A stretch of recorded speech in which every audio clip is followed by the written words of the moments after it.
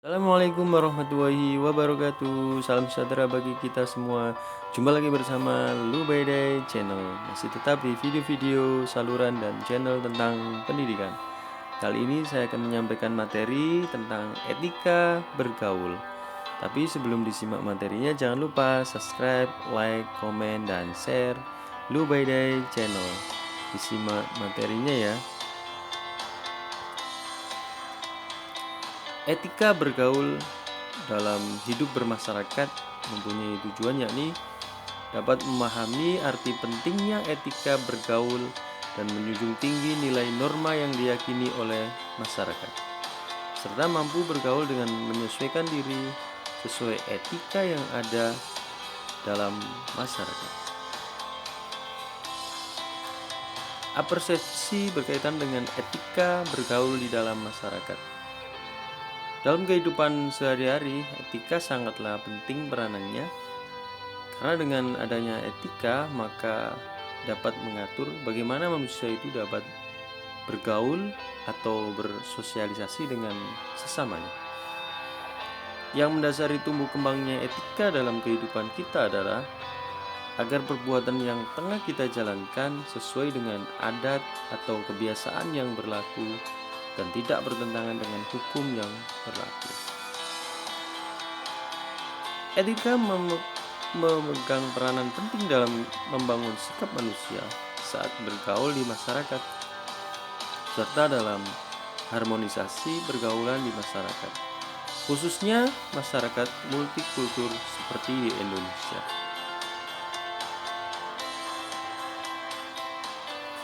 Pengertian etiket dan etika. Etiket secara terminologi dideskripsikan sebagai aturan sopan santun dalam pergaulan.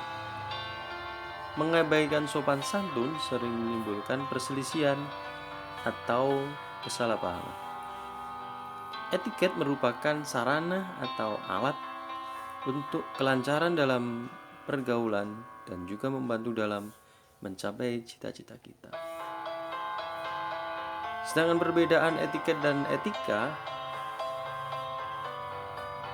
etiket secara terminologi berarti tata cara pergaulan yang baik antara sesama manusia, yang berasal dari bahasa Prancis, yakni etiquette. Sedangkan etika secara terminologi dideskripsikan berarti falsafah moral dan merupakan pedoman cara hidup yang benar. Dasar-dasar etiket. Yang pertama, sopan dan ramah kepada siapa saja. Yang kedua, memberi perhatian kepada orang lain, ingin membantu. Yang ketiga, memiliki rasa toleransi, yakni dapat menguasai diri, mengendalikan emosi dalam situasi apapun. Manfaat etiket dalam kehidupan manusia. Yang pertama, membuat seseorang disegani, dihormati, bahkan disenangi oleh orang lain. Yang kedua, mendapat kemudahan dalam hubungan baik dengan orang lain, lalu disebut juga better human relation. Yang ketiga, memberi keyakinan pada diri sendiri dalam situasi apapun atau dalam setiap situasi apapun. Yang keempat, manfaat dari etiket dapat memelihara suasana yang baik di lingkungan keluarga, tempat kerja, dan antara teman. Tata cara berkenalan. Yang pertama, memperkenalkan orang dengan mengucapkan namanya dengan jelas. Yang kedua, memberikan sedikit informasi tentang orang yang diperkenalkan. Yang nomor tiga, personal contact dengan cara berjabat tangan sekitar 3-4 detik, melihat mata yang bersangkutan, senyum, dan tubuh sedikit ke depan atau sedikit membungkuk ke depan. Tata cara berkenalan yang keempat, yakni berdiri dari tempat duduk. Wanita tidak harus berdiri waktu berkenalan, kecuali bila menghadapi orang-orang yang pantas dihormati. Yang ketiga, tuan dan nyonya rumah selalu harus berdiri untuk menyambut tamunya. Dan apabila tamu akan pulang, tuan dan nyonya rumah harus berdiri dan mengantar tamu sampai di pintu. Tata cara perkenalan yang kelima yakni khusus pria. Harus berdiri dari tempat duduk bila berjabat tangan dengan pria dan wanita. Yang kedua, bila seorang wanita masuk dalam ruangan, bila seorang wanita mendekati saat ia duduk, dan bila seorang wanita yang duduk di sampingnya berdiri dan akan meninggalkan tempat. Etika dalam penampilan. Yang pertama, sikap duduk. Yang kedua, cara berjalan. Yang ketiga, ekspresi wajah. Yang keempat, cara berjabat tangan. 5, kontak mata. Yang keenam, gerak tangan. Dan yang ketujuh, senyum. Etika dalam percakapan atau conversation. Hal yang diperlukan untuk dapat berbicara secara aktif yakni dengan pertama, rasa percaya diri yang kuat. Yang kedua, keluasan dalam pergaulan. Yang ketiga, mempunyai persepsi dan tepat terhadap keadaan lingkungan dan individu yang terlibat dalam interaksi tersebut. Yang keempat, dapat menguasai situasi. Dan yang kelima, mengetahui hasil yang diharapkan dari interaksi. Hal-hal yang harus dihindari dalam percakapan atau etiket dalam percakapan, disebut juga conversation.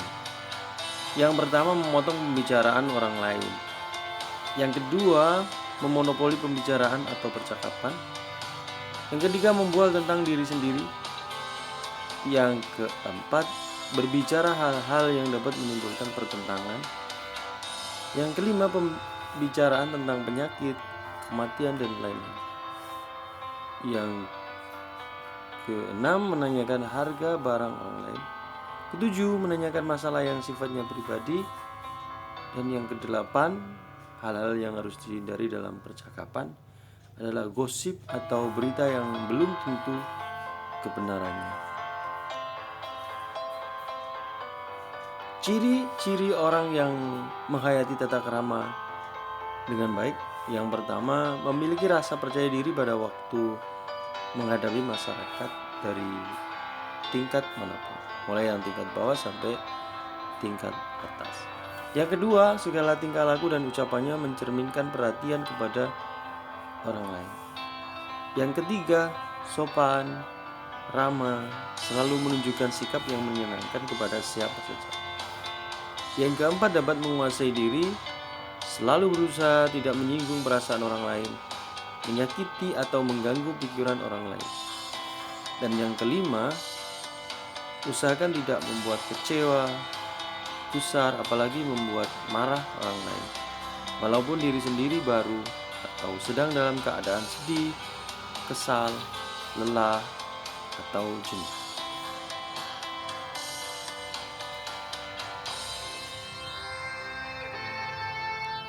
Terima kasih telah menyimak materi tentang etika dalam pergaulan di dalam masyarakat. Jangan lupa subscribe, like, komen, dan share Lubai Day channel. Ditunggu materi-materi berikutnya ya. Terima kasih, sampai jumpa, dadah.